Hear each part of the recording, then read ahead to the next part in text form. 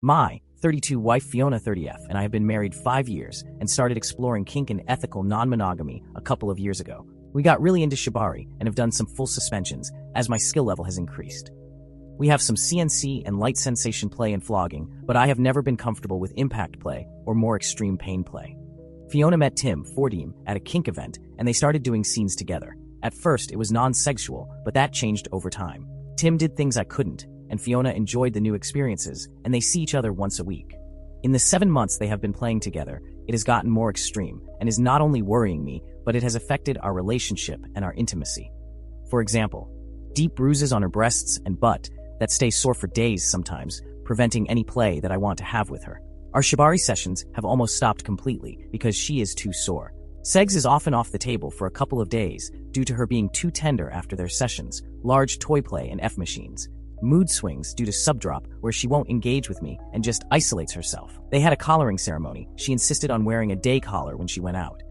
The 3 big red flags. We made plans to go to a kink convention in another city, hotel, pre-registered for a pricey shibari class.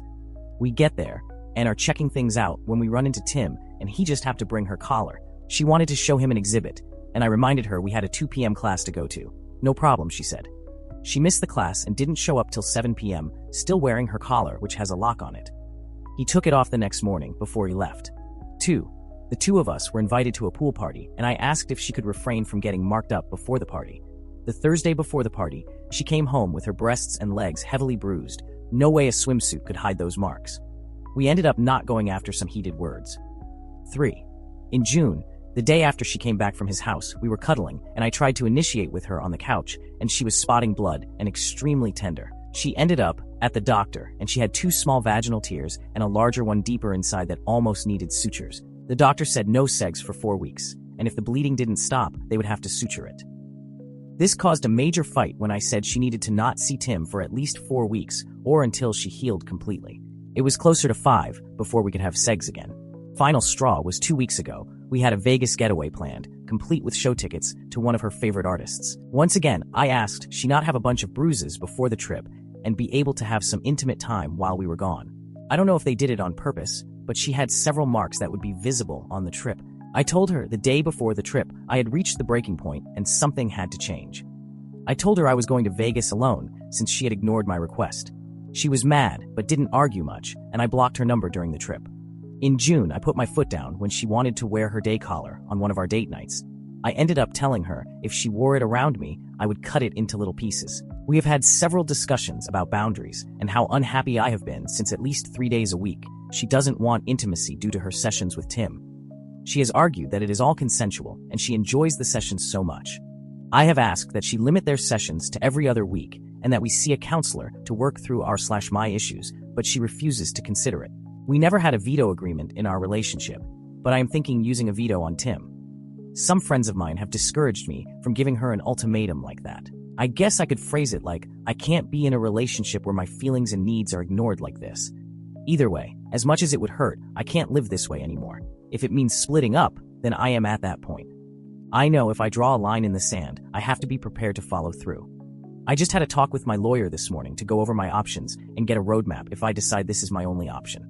I love my wife, but this is just tearing me apart.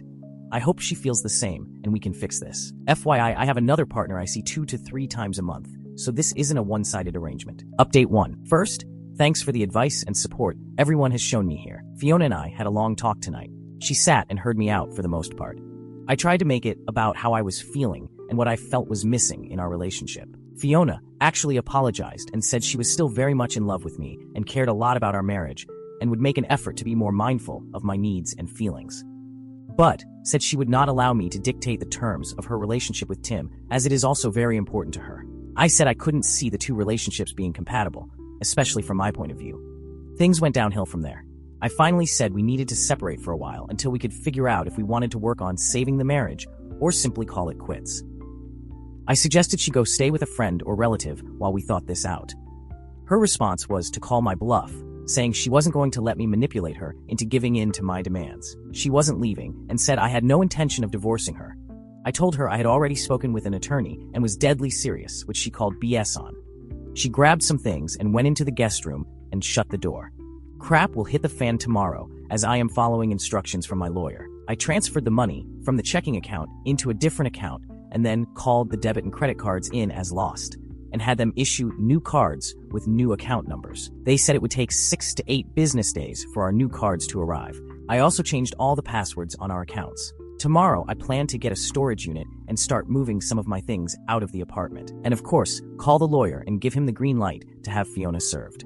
She doesn't carry much cash, so I should be getting a call early tomorrow after she leaves. I'll be leaving before she does for work tomorrow, so I will miss her reaction if she decides to wear her day collar, which is in 3 pieces now. Update 2. Brief recap. My wife of 5 years got into her first BDSM relationship with heavy impact play, something I wasn't comfortable doing, and loved it, but it got out of hand and began to bleed over into our relationship. None of my requests or boundaries were listened to, and there were several major red flags events that finally became too much for me. Earlier this week, we had a long discussion where she heard my concerns and acted like she wanted to try and make things better. But in almost the same breath, said that her relationship with Tim, her dom, was equally important, and she wouldn't let me dictate terms of their relationship. I said I felt the two relationships were not compatible, and we should separate for a while to figure out if we wanted to work on saving our marriage or simply call it quits. Her response was to call my bluff, in her words, and she wasn't going to let me manipulate her into giving in to my demands. She said she wasn't leaving, and I had no intention of divorcing her. I told her I was deadly serious and had already talked with a lawyer, which she called BS on. She grabbed some things and shut herself up in the guest room. I reported all our cards as lost and had them frozen and requested cards with new numbers. I also changed the passwords on all our accounts and moved our checking balance to a savings account. There was a substantial amount in the account that I wanted to preserve in case she decided to do something rash. I gave the lawyer a green light to have her served. I also rented a storage unit and moved a lot of my valuables and keepsakes just in case. I had already pulled about $2 in cash out to get by until the new cards arrived in about 7 business days. I also took a pair of snips to her day collar and cut it into 3 pieces. She called me from Starbucks, asking why none of her cards were working the next morning, and I told her what I had done. She said we needed to talk when she got home, and I said we had already had a talk but wasn't listening to me. When she got home, she saw her day collar sitting on the dining room table in pieces and started going off on me. I let her vent, and when she asked if I had anything to say, I told her I was tired of having it shoved in my face all the time. While I was telling her off, she noticed several things missing around the apartment, and I said I had put them in safekeeping for now. I told her she needed to set up a checking account and get her paychecks direct deposit routed there. And once she had it set up, then I would transfer money from our joint account. She asked what was she supposed to live on till that happened, and I said, you can ask Tim for a loan since he is your new primary now. Then I said, if you need some cash, I can give you enough to get by until you get things changed over. I said she wasn't going to run up any more debt on the credit cards and she should apply for one if she thought she couldn't live without one. I said my lawyer said you should get served on Friday and you should look into getting someone to represent you. She grabbed her purse and said, you're insane. I can't be here right now, and headed towards the door. She stopped halfway and turned around and said she needed gas money. I handed her $100 and she stormed out. She came back in about an hour and said I couldn't do this and we needed to talk. I went through all the red flags again that I had listed in the first post and said I wouldn't live like this anymore. She doesn't want to separate or get a divorce and now wants to get marriage counseling. I said I would do counseling if she stopped seeing Tim until things were settled. She blew up and said I didn't get to make that call, and I agreed and said that was her call, but I wouldn't entertain counseling while she was still seeing Tim. Thursdays are their normal play night tonight, and she wanted to go talk with him in person first if she was going to pause their relationship. I put my foot down and said she could do that over the phone, and if she went over to his house to go ahead and pack her bags and just stay there. I said if she showed up with a new bruise, then we were done. No second chances. We have an appointment with a counselor next week. He is kink-friendly and came recommended from several people. I told her counseling doesn't change the divorce decision, and if we are to cohabituate and try to rebuild something, I needed to be legally free to walk away if things go bad again. She didn't like this and argued we could maybe work that out in our counseling session. Sorry for the long read. I will see if she is committed to what she says she will do, but it seems like she is only 80% on board and keeps waffling on the details. Maybe when she gets served, she will make up her mind. Either way, I am staying the course on the divorce, no matter what direction things go. Thanks for everybody's support and advice. FYI, she now has an account and a debit card, and the money is in her account. She also called Tim and canceled their playdate for tonight and said they were taking a break. We have an appointment with a therapist next week. For now, she is still sleeping in the guest room. Relevant comments. OP. She sent me the account and routing number for her new account, and I just wired the money to her account. She could have done that yesterday if she had believed me when we first talked. Add-on. I got a text from my lawyer, and they can't serve her till Monday. OP, when told he is abusive, emotionally and financially, she was able to go to a local bank and get a debit card made, and the money is in her account and available for use. She canceled her play date with Tim tonight and told him over the phone they would be taking a break. I have no other leverage with her other than permanently breaking up with her, yet she chose to stay here with me. You have no idea what abuse is. My wife has 4 marks on her upper thigh and butt cheeks from a caning her dom gave her. They broke the skin and will likely leave permanent marks on her skin. That is abuse. She has had vaginal tears that almost required sutures to heal from. That is abuse. The fact her dom has convinced her to continue to allow this is controlling. So, sorry if I don't accept your judgment of me, as I don't think you know what you are talking about. And both of the credit cards were in my name and predated our marriage. She had an additional card so she could use them, but I am the only one financially responsible for them. And if we are getting a divorce, she doesn't get to run up debt that I am responsible for later. I did not remove her name from any of the accounts, but I did change the passwords of all of my accounts, which is pretty common when going through a divorce. Finally, I canceled the debit cards because they could also be used to access 2 other accounts, one of which was not a marital asset, a trust from an inheritance I have. Update 3. So I think my wife and I need to separate and get through the divorce, and ideally I would like to transition to a nesting partnership with her. She has always been a bit bratty, but it has escalated since her relationship with Tim started. She has always loved pushing my buttons, but there was always a limit before. Now it feels like instead of pushing my buttons, it has progressed to poking me with a sharp stick, almost like she is trying to provoke me to lash out at her. Last night, we sat and talked. She doesn't want a divorce and refuses to consider separation. It was a long discussion. She was unusually engaging without any sarcasm or emotional jabs, quite out of character, as of late. We talked a lot about the last few days and mistakes we both made. She helped me break in some new rope and get them oiled up so I can use them tomorrow. We both stayed away from the subject of Tim, but that talk is coming. Maybe best to leave it till therapy. That may be a deal breaker for both of us. Update 4. Alright, I didn't think I'd be back with another update so soon, but things took a turn last night, and I'm honestly not sure where this is heading. After our somewhat peaceful conversation, where Fiona and I avoided the elephant in the room Tim, we both tried to get back into our old rhythm. It felt almost normal, or maybe I was just convincing myself that it did. We spent the day doing regular things, grabbed dinner at our favorite spot, and even watched a movie together. She was still sleeping in the guest room, but there was a sense of calm that had been missing for a while. Then, out of nowhere, Fiona dropped a bomb on me. We were sitting on the couch, the credits still rolling on the screen, when she turned to me and said, "I've been thinking about the collar." I didn't say anything, just nodded, because I had no idea where she was going with this. "I want to get a new one," she continued, "but this time it's not for Tim. I want you to collar me." I was stunned. This was the first time since all this started that she's brought up something like this.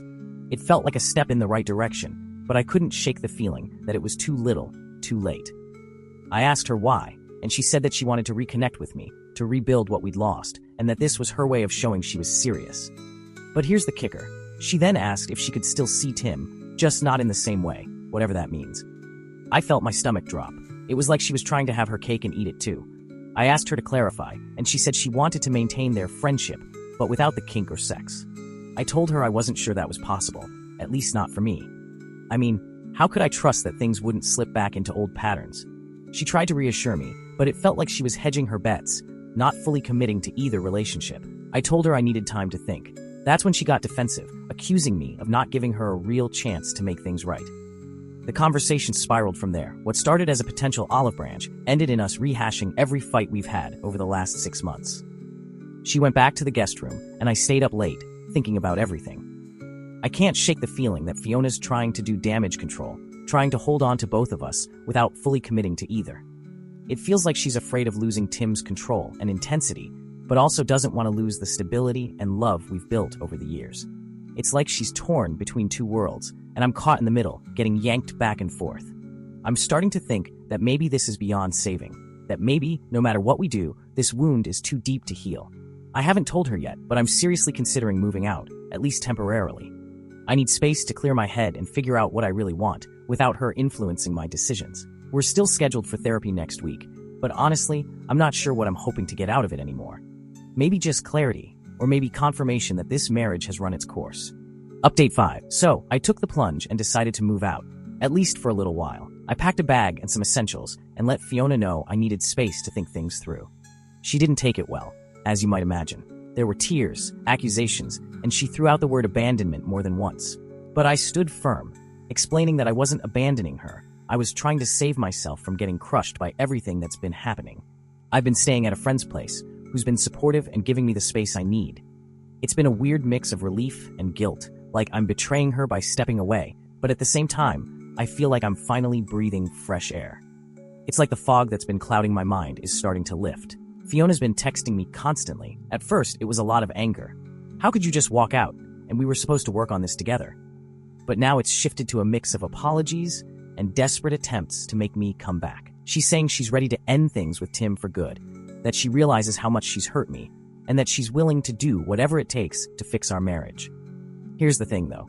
I'm not sure if I believe her anymore, or maybe I'm just too drained to care. Every time I think about going back, I remember all the times she said she'd change and didn't. I think about how she prioritized Tim's needs and their dynamic over our marriage, even when it was clearly damaging us both. The trust is gone, and I don't know if it can ever be rebuilt. We had our first counseling session yesterday, and it was intense.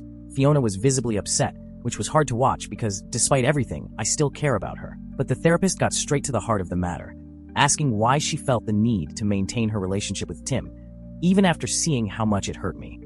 Fiona said that Tim provided something she couldn't get from me, which was like a punch to the gut. She tried to explain that it wasn't about love or romance, but about the intensity and the escape from reality that their scenes provided. The therapist asked me how that made me feel, and honestly, I just felt numb. I said I wasn't sure if I could ever be okay with her seeing Tim again, even if it was just platonic or whatever. The therapist pointed out that, without trust, our marriage would never recover. Fiona got defensive, saying she didn't see why I couldn't trust her to keep things platonic, but I think we both knew that was a weak argument. The session ended with no clear resolution, just a lot of heavy emotions hanging in the air. The therapist suggested we keep talking, but I walked out of there feeling like we were just going in circles. Fiona wanted to grab dinner afterward, but I told her I needed more time alone. Since then, she's been sending me long messages about how much she misses me and how she's cut off all contact with Tim. She even sent a screenshot of a message she sent him, saying they couldn't see each other anymore, and that she needed to focus on her marriage. But something about it feels off, like it's too little, too late, or maybe just damage control to get me back. I've been doing a lot of soul searching, and I keep coming back to the same question. Is this relationship worth salvaging? I'm not sure I can forgive her for everything that's happened, or even if I want to. I know she's trying now, but I can't shake the feeling that it's only because she's scared of losing me, not because she genuinely wants to change. Right now, I'm leaning toward finalizing the divorce. I don't want to live in this constant state of anxiety, wondering if she's truly committed or if she'll slip back into old habits. I haven't told her yet, but I'm planning to have that conversation soon. Date 6. I never imagined it would end like this, but here we are. After my last update, I decided it was time to have that final, gut-wrenching conversation with Fiona. I knew I couldn't keep dragging this out, for both our sakes, so I called her and asked her to meet me at the apartment for dinner. She seemed hopeful, like maybe we were finally going to reconcile and move forward. That made what I had to do even harder. When I walked into the apartment, it felt like stepping into a time capsule. Everything was the same, yet everything was different. The weight of what we'd been through hung heavy in the air. We sat down, and I could tell she was trying to read my mood, but I kept it neutral. I didn't want to give her false hope. Over dinner, we made small talk, but the tension was unbearable. Finally, I couldn't take it anymore and just blurted it out. Fiona, I think we need to end this, for good. She stared at me, not quite processing what I said. End it? She asked, her voice trembling. You mean, divorce? I nodded, and I could see the color drain from her face. She started to say something, but I cut her off. Fiona, I've been doing a lot of thinking, and I just can't go on like this. I can't keep wondering if you're really with me or if you're still holding on to Tim. I can't keep questioning everything, every time you say you've changed. She broke down, tears streaming down her face, but I kept going. I love you, Fiona, but this, whatever this is, it's not love anymore. It's control, it's manipulation, it's toxic for both of us. She tried to argue, to convince me that we could work through it, that she was ready to fully commit to me. But I wasn't swayed. I told her that trust is like glass. Once it's shattered, you can try to piece it back together, but it's never the same. And the cracks, they're always there, always reminding you of what happened. That's when things took a turn I didn't see coming. She suddenly went from pleading to furious. She accused me of never really understanding her, of trying to put her in a box she could never fit into. She said I never accepted her for who she was, and that she had always felt like she was living a double life, one where she was the perfect wife for me, and another where she could be herself with Tim. I realized then that she wasn't wrong. We had both been trying to make something work that was fundamentally broken. Maybe we were just too different, or maybe we had grown apart in ways neither of us had fully understood until now. She stormed out of the apartment, saying she couldn't bear to look at me. Part of me wanted to go after her, to try and salvage something, anything, from the wreckage of our marriage. But I stayed put. I knew this was the end, and chasing her down would only prolong the inevitable. The next day, I made the call to my lawyer and told him to proceed with the divorce. I asked him to make it as quick and painless as possible, though I knew there would be nothing painless about it. Then, something unexpected happened. That afternoon, I got a call from Fiona's sister, Jen.